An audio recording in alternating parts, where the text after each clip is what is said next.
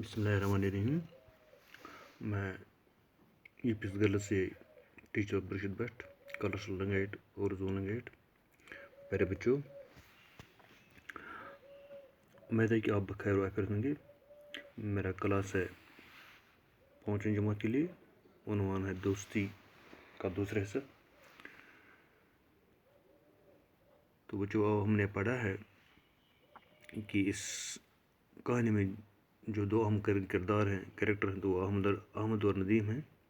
तो कहते हैं बच्चों कि हमेशा दोस्ती की हिफाजत करो, हमेशा दोस्ती की हिफाजत किया करो, क्योंकि दोस्ती जो है एक नियामत भी है और दुआ भी है। ये रिश्ता भी है और भरोसा भी और उम्मीद भी है। तो इस तरह जब अहमद और नदीम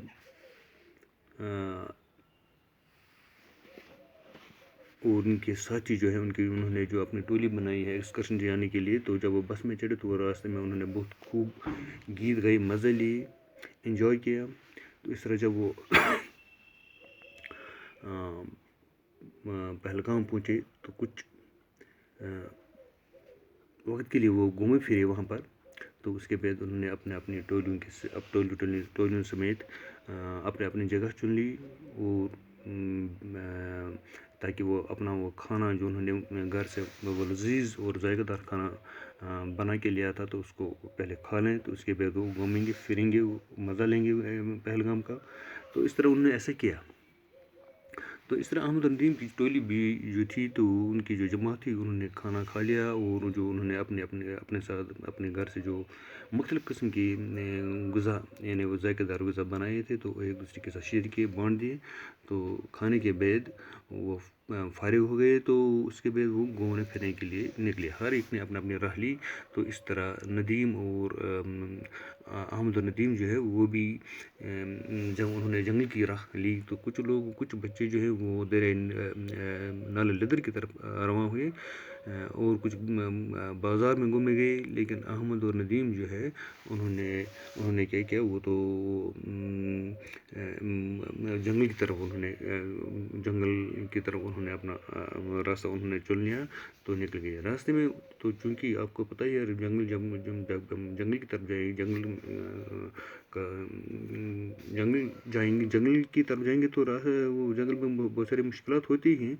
तो इस तरह उनकी रास्ते में, जैसे कि पहलगाम में जो जंगल है, तो रास्ते में ऊंचे और घने पेड़ थे, इर्द गिर्द के नज़ारे बेहद अच्छे, तो खूबसूरत और दिलकश था।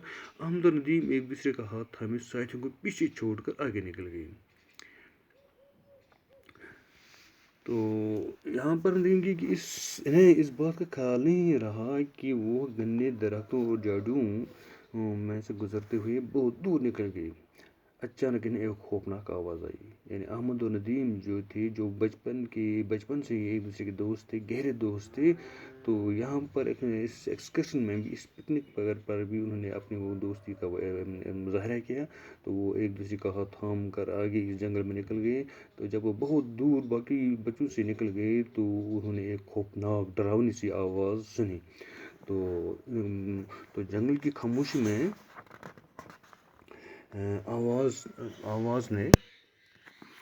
आवाज़ ने दोनों को डरा दिया, क्योंकि जंगल का जो कि खामोशी जो है, वहाँ तो आवाज़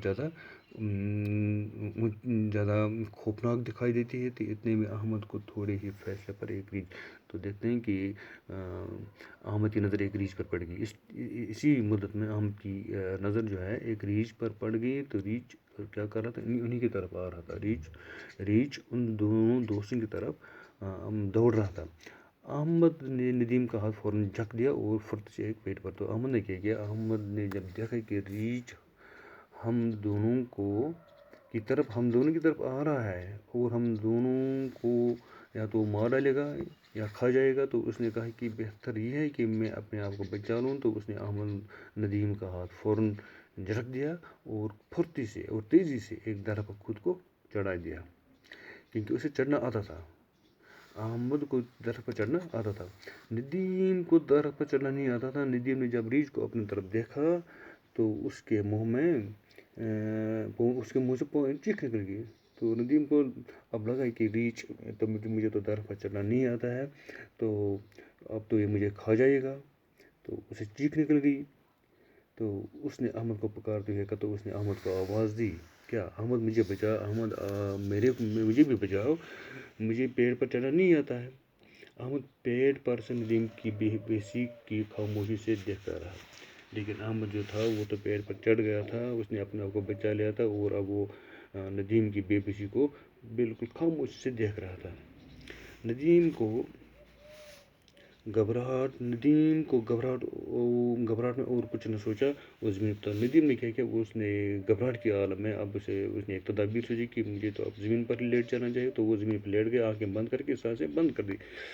ایسا لگا جیسے وہ مرتا تھا. جب ریچھ اس کے پاس پہنچے, یعنی بالو, جسے دوسرے لفظ میں بالو بھی کہتے ہیں, جب اس کے قریب آیا تو اس نے اس کو سونگا. تو ریچھ نے سونگا تو اس نے سوچا کہ یہ مرتا ہے. تو تھوڑی دیر بعد ندیم نے آنکھیں کھولی تو دیکھا کہ ریچھ وہاں سے جا چکا تھا. تو پھر اس کی جان میں جان آ گئی, یعنی وہ بہت خوش ہو گیا. تو وہ کپڑے جھاڑتے ہوئے اٹھ کھڑا ہو. تو اس طرح اس نے کیا اپنے کپڑے صاف کیے جھاڑتے ہوئے وہ کھڑا ہو گیا. اور ندیم اور احمد کی وہ اپنے کپڑے اور احمد کی طرف دیکھنے لگا. احمد کی بے وفائی سے بہت دکھا. تو کہتے ہیں کہ احمد نے اسے یعنی عین وقت پر جب مصیبت کی, اسی کہتے ہیں دوست وہ ہے جو مصیبت کے وقت کام آئے, تو احمد نے مصیبت کے وقت اس کا ساتھ چھوڑ دیا اور اپنے آپ کو بچا لیا. احمد کو موت کے منہ میں دھکیل دیا, ندیم کو احمد کے منہ میں دھکیل دیا. تو وہ اب حیران ہوا, یعنی ندیم تو حیرانگی کی نظر سے اب احمد کو دیکھتا رہا کہ مصیبت کی گھڑی میں اسے اکیلا چھوڑ دیا. تو احمد نے جب دیکھا کہ ریچھ جا چکا ہے تو وہ پیڑ سے اور احمد نے بھی جب دیکھا کہ اب ریچھ تو جا چکا, تو وہ پیڑ سے نیچے اتر آیا اور ندیم سے کہنے لگا, شکر ہے کہ آپ بچ گئے. تو وہ اب ندیم سے ہی کہتا ہے کہ شکر ہے کہ آپ بچ گئے, لیکن یہ تو بتائیں کہ ریچھ آپ کے کان میں کیا کہہ رہا تھا.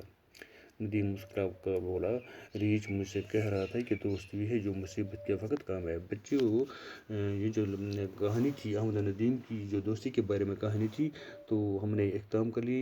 یعنی آج تو یہ ختم ہوئی. تو کل ہم دیکھیں گے اس کی جو ٹیکسٹل کوشچنز ہیں, تو اس کے بارے میں گرامر وغیرہ, تو کل وہ اس کو دیکھیں گے, پڑھیں گے.